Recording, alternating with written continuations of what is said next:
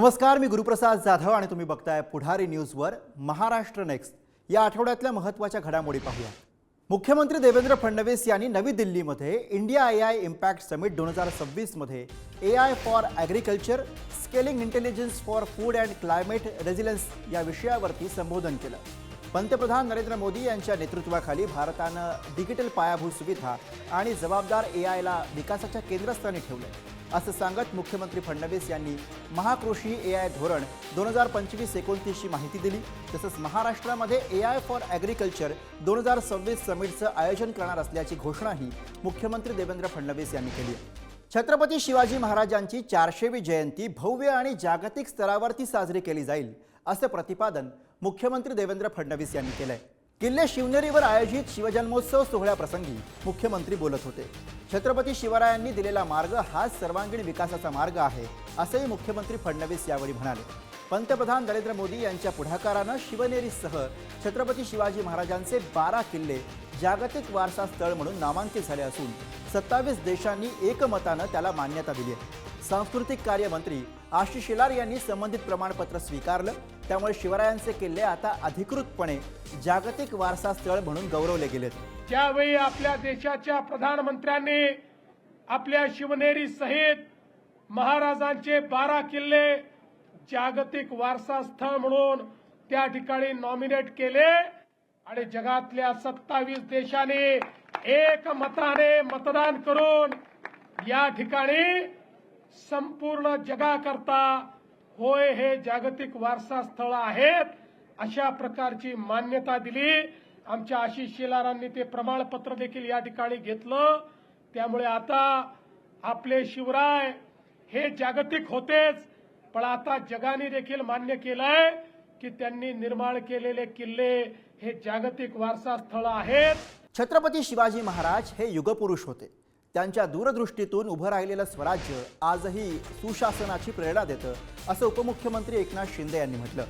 किल्ले शिवनेरीवरती आयोजित शिवजन्मोत्सव कार्यक्रमामध्ये ते बोलत होते। शिवरायांच्या विचारांवरती चालत बलशाली आणि स्वाभिमानी महाराष्ट्र घडवण्याचा निर्धार शिंदे यांनी व्यक्त केला। राज्यातील गडकिल्ल्यांचं जतन आणि संवर्धन अधिक वेगाने करण्यात येईल। बाळासाहेब ठाकरे जन्मशताब्दी वर्षानिमित्त किल्ले स्वच्छता आणि जतन मोहीम राबवण्यात येईल अशी माहिती यावेळी उपमुख्यमंत्री शिंदे यांनी दिली। शिवछत्रपतींच्या स्वप्नातला सुजलाम सुफलाम न्याय आणि समृद्ध स्वराज्य घडवण्यासोबतच महाराष्ट्राच्या सर्वांगीण विकासासाठी राज्य सरकार कटिबद्ध राहील असं मत उपमुख्यमंत्री सुनेत्रा पवार यांनी व्यक्त केलं। किल्ले शिवनेरीवरती आयोजित शिवजन्मोत्सव कार्यक्रमामध्ये त्या बोलत होत्या। दिवंगत उपमुख्यमंत्री अजित पवार यांच्यासाठी शिवनेरी हे विचारांचं आणि कार्याचं प्रेरणास्थळ होतं असंही सुनेत्रा पवार यावेळी म्हणाल्या। हिंद दी चादर श्री गुरु तेग बहादूर साहेबजी यांच्या 350व्या शहीदी समागमाचा मुख्य सोहळा हा 28 फेब्रुवारी आणि 1 मार्च 2026 ला आयोजित करण्यात आला आहे। या ऐतिहासिक कार्यक्रमाला प्रधानमंत्री नरेंद्र मोदी आणि केंद्रीय गृहमंत्री अमित शहा यांची प्रमुख उपस्थिती असेल। या कार्यक्रमासाठी मुख्यमंत्री देवेंद्र फडणवीस यांच्या मार्गदर्शनाखाली कार्यक्रमाचं नियोजन करण्यात येत आहे। गडचिरोली जिल्ह्यात माओवाद्यांच्या दहशतीचं प्रतीक म्हणून उभारण्यात आलेली उरलेली शेवटची 44 स्मारकं सुरक्षा दलांनी उद्ध्वस्त केली आहेत। यामुळे गडचिरोलीतल्या माओवादी विरोधी लढ्याला मोठं यश मिळालंय। या कारवाईसाठी मुख्यमंत्री देवेंद्र फडणवीस यांनी गडचिरोली पोलीस दलाचं अभिनंदन केलंय। ज्या ठिकाणी पूर्वी दहशतीचं प्रतीक उभं होतं त्या ठिकाणी आता प्रशासनावरचा विश्वास, सुरक्षिततेची भावना आणि विकासाची आशा दृढ होत असल्याचं हे चित्र असल्याचं मुख्यमंत्री म्हणाले। ही कारवाई गडचिरोलीतल्या बदलत्या वास्तवाचं प्रतीक मानली जात असून भीतीपासून विश्वासाकडे आणि हिंसेपासून विकासाकडे होत असलेल्या संक्रमणाचा हा महत्त्वपूर्ण टप्पा ठरत असल्याचं मुख्यमंत्र्यांनी नमूद केलंय।